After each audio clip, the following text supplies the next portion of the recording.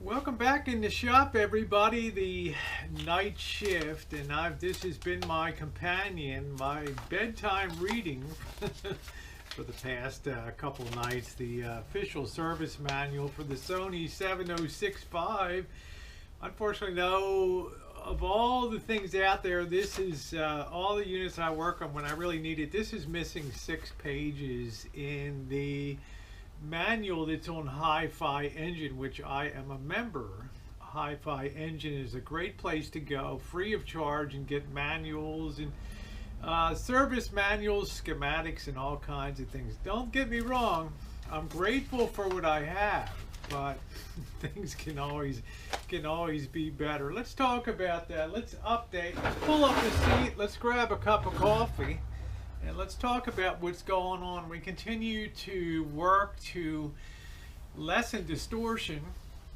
And I want to tell you what else I've done too, just to kind of isolate the problem, is you have to also test various inputs to see if it's just the FM itself that's being affected, and maybe inputting an MP3 will be clean, or a phonograph, or a tape deck or something like that. So I went and grabbed the MP3 player today, i.e. my phone, fed the signal in, and just as much distortion with that going in. So that tells me it's a system-wide phenomena, the distortion, and it's not limited to the multiplexing detection circuit of, well, I don't know. It's more likely to be on the preamp area.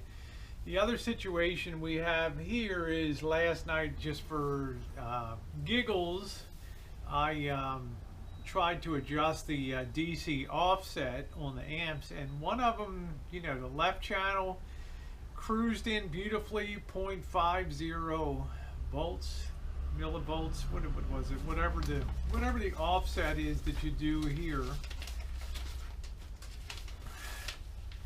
Yeah, 50 millivolts, which was great. And then the other channel was like 1.5 as opposed to 0.5. So it's getting triple the voltage going through there. And it does not respond to any adjustment at all. So something is going on in there that's letting way too much voltage go in.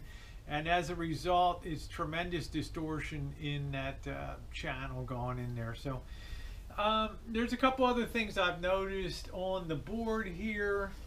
This is pretty accessible to get this board here, and there's a lot going on this board here.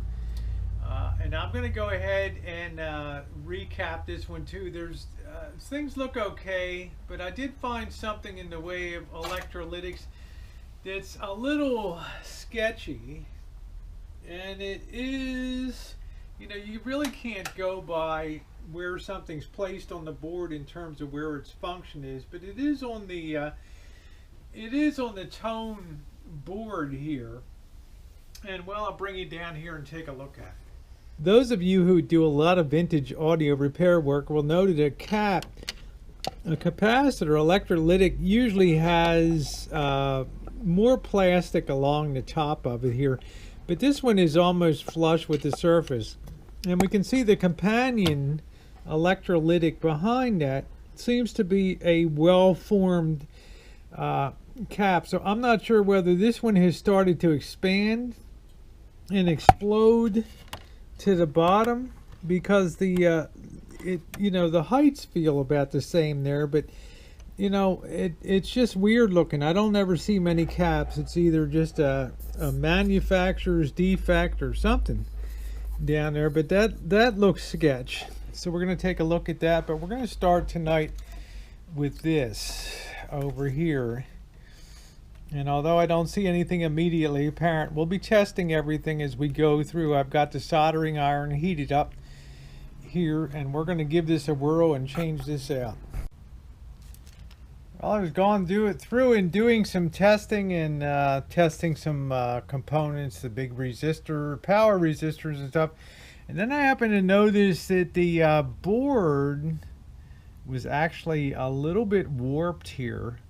And when I went to take a closer look at it, you could actually see that this little triangle was chipped out of, well, actually was just laying in there, and in just taking it and pulling and removing one of the components, the whole piece just fell out like a piece of pie. So I think we've kind of figured out why we're getting that intermittency here, and I'll tell you, it's kind of to the point now where the whole board, and looking at it, has cracks all over a lot of the traces and stuff on here, and I just don't really know to take the time and point-to-point wire and things for a unit that's simply not that expensive.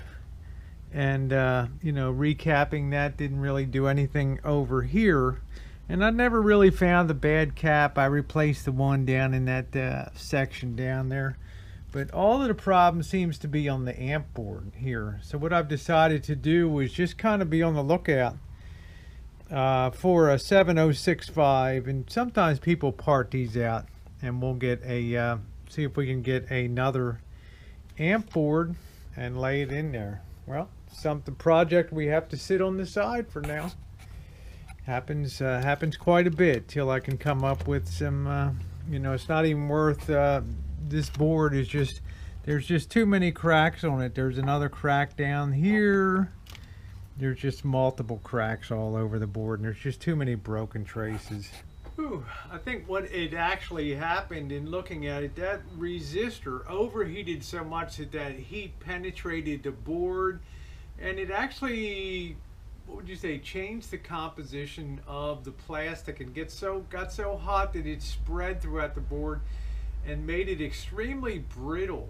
So by the time, you know, anybody goes to handle that, the brittleness is so extreme in that it can't even hold the traces in place anymore. And I'm afraid if I, you know, I started testing components, was testing transistors and stuff, and then the more I was looking closely at it, the more I was finding tons of minute little cracks in there, enough to, you know, yeah, it could run, but you know, I'm not going to spend all the time doing point-to-point, you know, rewiring the base of that. Where I think for about $15 or $20, I can just simply get a new amp board and fire that in, and I think that will do the job.